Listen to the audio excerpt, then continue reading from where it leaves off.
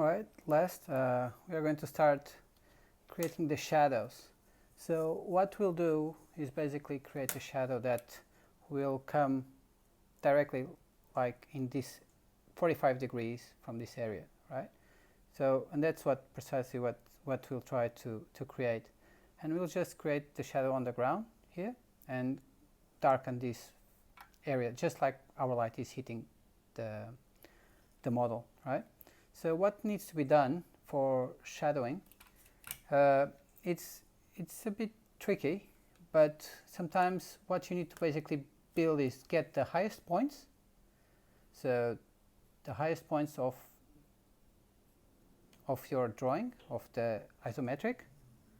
Okay, so this one, and then we'll see if these ones probably won't get in, but this one will be the highest ones due to the degree. So what you need to get is definitely what are the highest points independently in the beginning,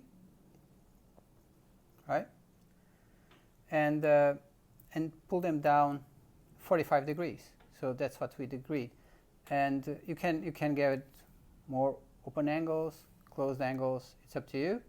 I just went 45 degrees because I have the square and that allow me to basically bring down. So I already set up a bit of the lines here, so what you start going, okay, this is the highest point for sure, so that will definitely create a shadow there, and you know, eventually this one as well, because these are definitely high points. Again, do it to a very light pencil, and see where that leads. So once you have these elements, once you create this line, what you need to do is to see the height basically of this element.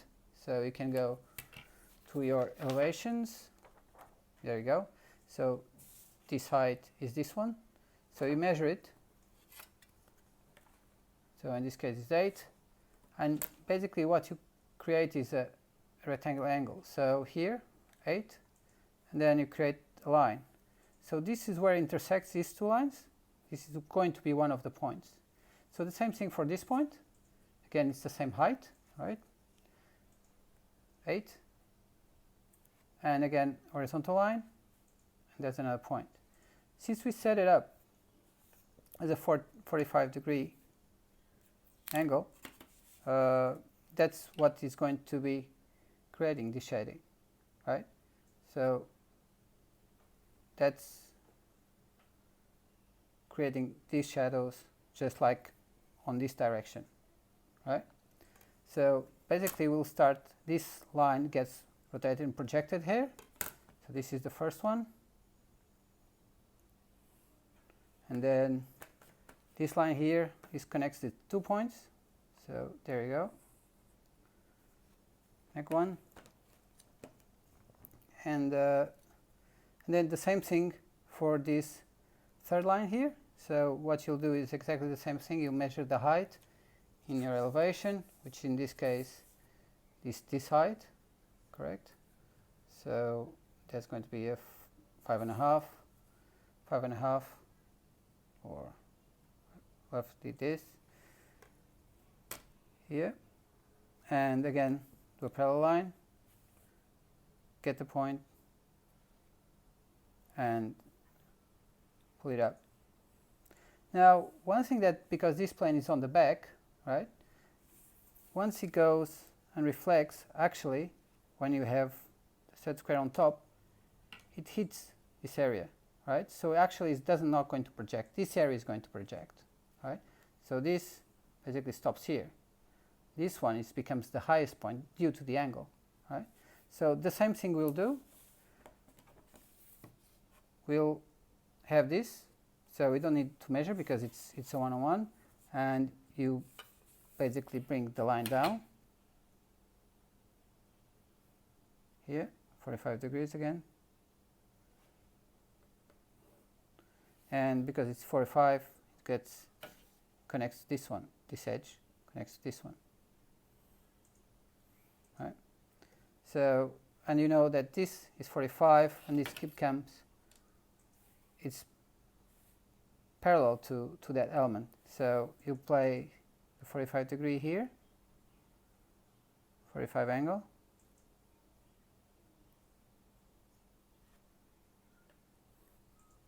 and you connect this line here, correct?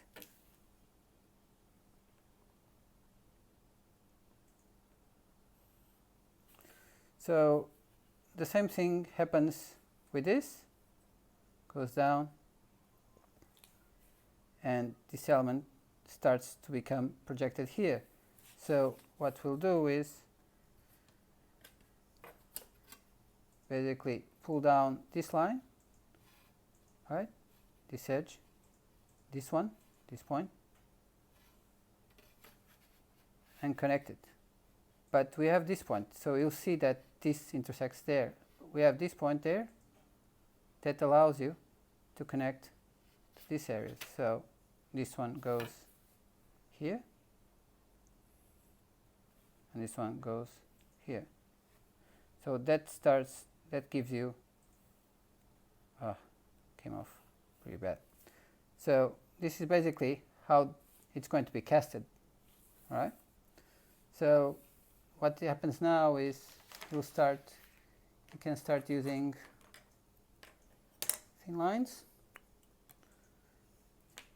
or give big thickness to the outer line.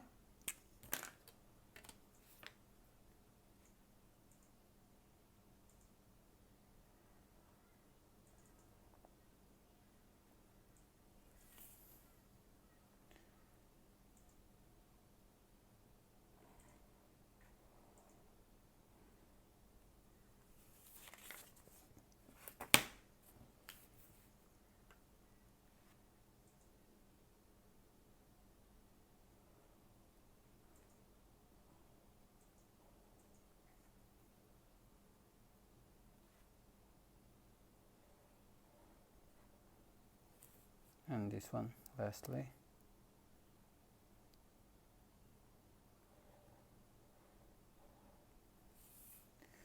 And do the final curve here. So this is where your freehand practice comes in hand. All right? So in order to cast those shadows, what you can do is now, what generally is done in order to represent the direction of the shadows is just draw parallel lines to it and start becoming.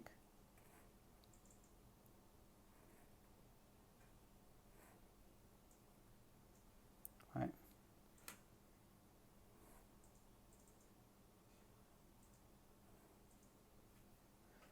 And continue like that.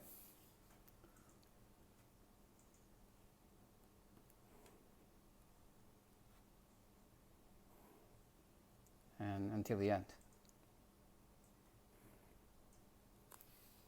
So instead of making you watch me drawing dozens of lines, I just pasted it, but basically this is what I've been doing since then.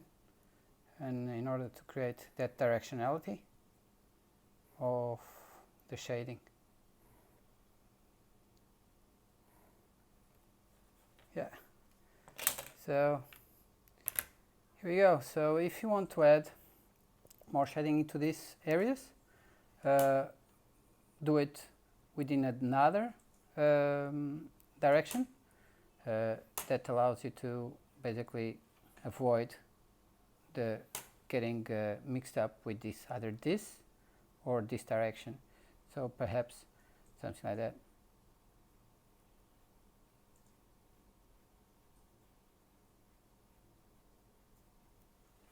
And ending up around here, where is the end of the horizontal plane, basically.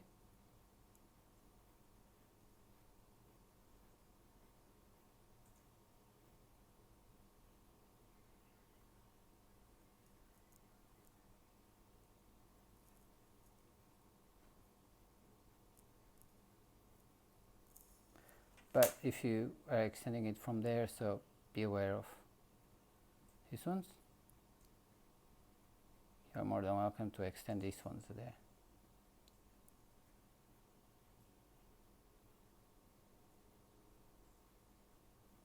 Right. but add on the intensity of the curve.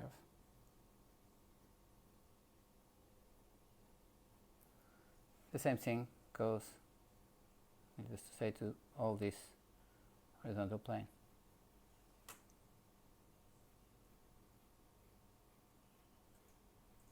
And obviously if you do it with the ruler, it's better. I'll pull up the ruler now. Always start and finish up with the ruler.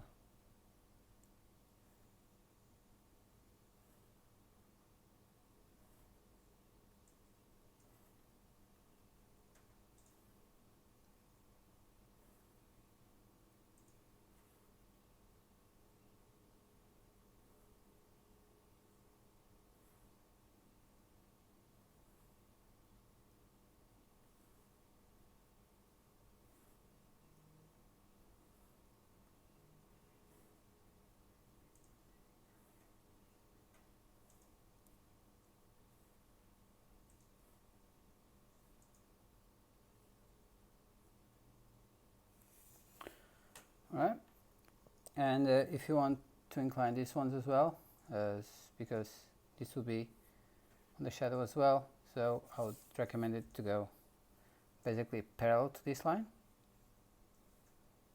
in this case, which is 30 degrees, correct? So here we go, we go into 30 degree.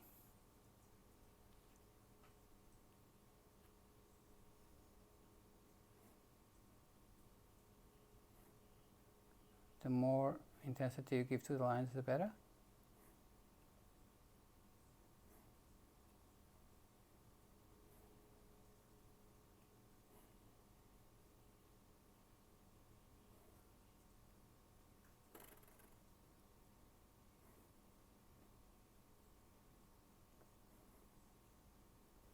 And so on and so forth until you get towards the end.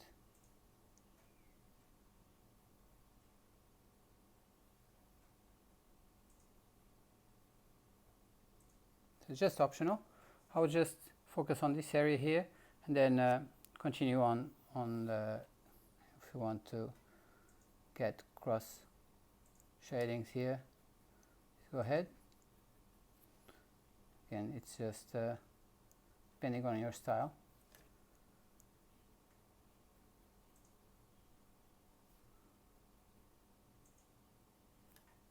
All right. Okay, so that's it for shading, shadowing, and yeah, see you. Bye.